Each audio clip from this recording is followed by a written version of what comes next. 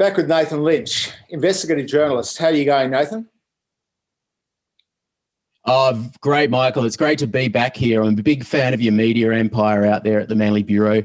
It's amazing that you can produce such a huge array of quality content from what looks like a pretty small bespoke kitchen table. So Manly good Bureau. to be here. And it's a pleasure to have you on the show, Nathan. I thought we might touch on.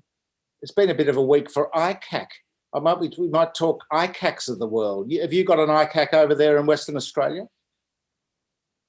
We do. It's a highly trafficked ICAC as well, similar to yours. It's the Triple C over here, but equally it is the last bastion of unearthing misconduct in office. But we haven't seen anything for a while, like the political scandal in your part of the world that's almost worthy of a Romanian horror film, I think. Plenty of action. Like Glad and the Impaler. He certainly seems to have skewered her political career.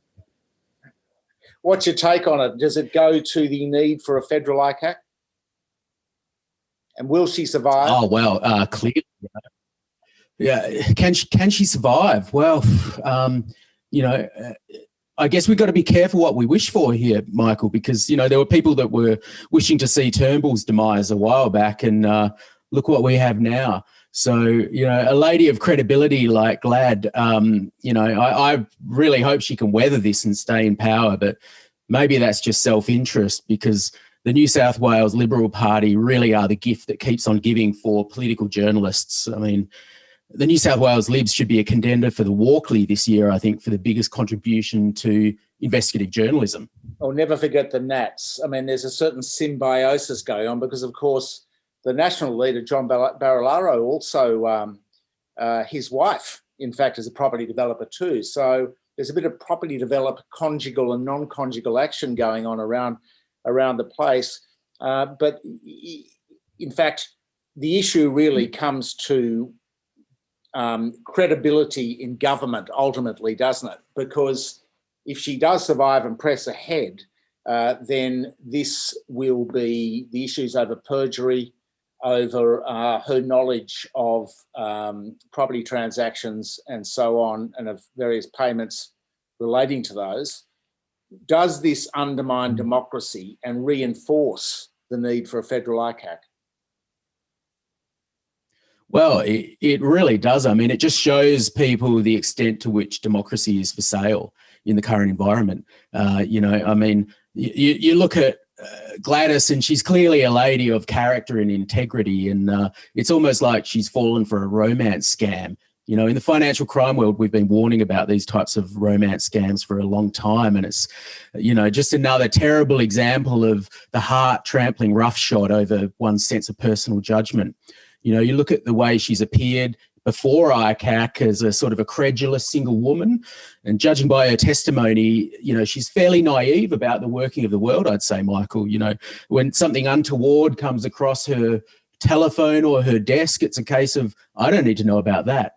So, you've got what appears to be a sheltered single woman in her twilight years, and along comes a charming, debonair, witty gentleman with massive personal debts and a failed marriage. So it's, anyone could fall for that. Well, it's certainly damsel in distress sort of telly-movie stuff, I would have thought, Nathan. Of course, I was just thinking, though, the level of corruption in federal politics must be such that if you look at the untendered contracts and you look at the complete lack of disclosure and transparency on a lot of things, defence, the hundreds of billions being spent, particularly in defence, and much of that untendered. I mean, really, if they open that up to a reasonable federal ICAC that's not in camera, held behind closed doors, they must think that the whole show will just grind to a halt. I mean, there must be a school of thought that says that if you did do that, it's got to be done because the credibility in democracy is just shattered. But if it is done, certainly if it's retrospective, it will be very damaging. Well, Australia holds itself Australia really holds itself up, doesn't it, as a sort of a bastion of transparency and good governance. But, you know, I know from covering stories about kleptocrats all over the world, some of the finest kleptocrats have come across my desk over the years. And, you know, you look at, they do have a formula, which is find the largest pot or the largest trough to get your snout in and pick the one that has the least odds of getting caught. So I think here, you know, Maguire's big mistake, he must be the second most hated Maguire in Australia at the moment, I would think, after the testimony this week. But his big mistake was really running amok at a state level. You know, he clearly should have gone federal. He should have had the vision to go for the federal coffers where there's no ICAC, there's a lot more money floating around. And, you know, I think it's that lack of personal ambition and vision for what's really possible that's so typical of the quality of state politicians today, Michael. Indeed, and they're lucky that they're not particularly well covered by an over-eager press, a mainstream media eager to break all the stories, which is very fortunate for them. Well, now, can you tell me, Nathan, the latest in the Crown Resorts saga? There's an inquiry going on, and it's to do with the integrity of the casino sector. Will the former Packer empire maintain its casino license, and does it deserve to? Wow. Well, speaking of political corruption and misconduct, Michael, there's, you know, another great inquiry happening in New South Wales that's keeping all of us in the media fascinated and on tenterhooks over recent weeks. But, you know, I mean, you've got to look at some of the performances before that inquiry and really, you know, you ask yourself, were these people prepped properly? I mean, there was an amazing moment this week when Andrew Demetrio got busted for cribbing from notes.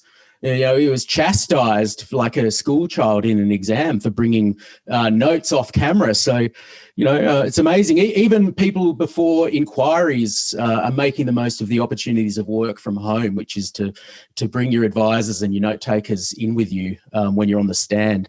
But I mean, you just look at the way fortunes change. You know, Demetrio now is getting kicked around the field like a pigskin. And then you've got, you know, Packer, the biggest shareholder in Crown, sort of stuck at sea, as it were. You know, he's a real victim of the pandemic. He couldn't make it to New South Wales to testify in person because he's trapped on what looks to me like a cruise ship or something of that type. He's trapped in the Mediterranean on his super yacht.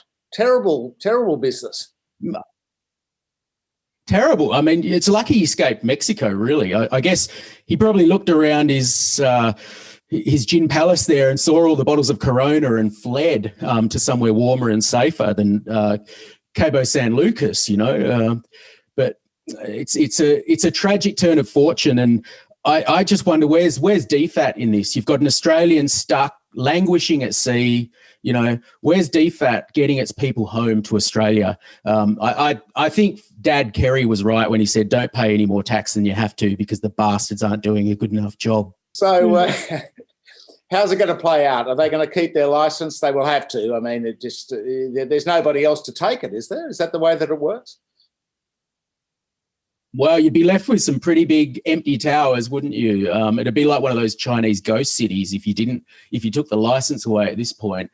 You know, clearly they will retain their license, but I think Packer's on his way out.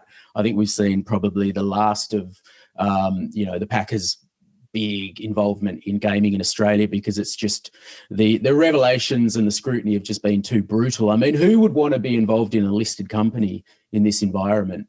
You know, when you can have offshore vehicles and, you know, private equity investments with none of the scrutiny that you get in a listed company. Indeed. Well, being able to claim millions of dollars from the government and JobKeeper, that's one of them. We're trying to get hold of some transparency and some disclosure there to find out who is actually getting it, because a lot of companies that aren't actually doing it too hard are picking up. So the corporate welfare, the orgy of corporate welfare at the moment is extraordinary. So finally, can I just ask you, in the wake of the budget, what are your most on that subject of JobKeeper? I wonder, you know, when you claim JobKeeper, it has to be for the entire organisation. So does that mean the CEOs are getting JobKeeper as well? I guess so. Well, it's plausible that they are, isn't it? But Yeah, my heart bleeds for that, that little battling furniture chain, IKEA, or the Swedish arts charity and design charity, as I believe it's known in international tax circles. They've been running terrible books for a long time, just barely eking out a profit. So there'd be a lot of JobKeeper going to their hard-earned staff. But gee, wouldn't it be nice to be part of the Dutch the company in the Netherlands Antilles that takes all of the revenue away in IP payments? I mean, I believe they're still doing okay. Well, that's good to hear. And of course, we're a bit worried about Rupert Murdoch's News Corporation because they're probably eligible for JobKeeper as well. Do you think they might be claiming? I don't think this question has been asked yet, has it? Well, I haven't read about it in the Australian, I must say. That'd be the last place. So finally, how did you do out of the budget this year? How did you do out of the blokey budget, the 2020 budget? Look, it's a great time to be a white, elderly, middle-aged male with property assets. I must say, it's incredible, isn't it? It's a good time to be alive, Michael. I just wish I was retired, then I'd be even happier. People who own equity in companies have built the backbone of this nation. So it's good that in their twilight years, they can basically run an onshore tax haven. It's great. Don't look at the details of the numbers of what Super's done in terms of pressure on the pension, because that might take the gloss off the whole shiny story. Indeed. So what have you got coming up this week, finally? I think the big question this weekend is going to be, will Victoria open up? Friends and colleagues over there in Victoria are doing it really tough at the moment. And I wonder if Premier Andrews can keep the country sort of captive for much longer. And, it seems to me from the people I know over there, they're suffering from like a Stockholm syndrome. They've been in captivity so long now. I think they quite enjoy it. Sit at home with Netflix and take away food and get your JobKeeper.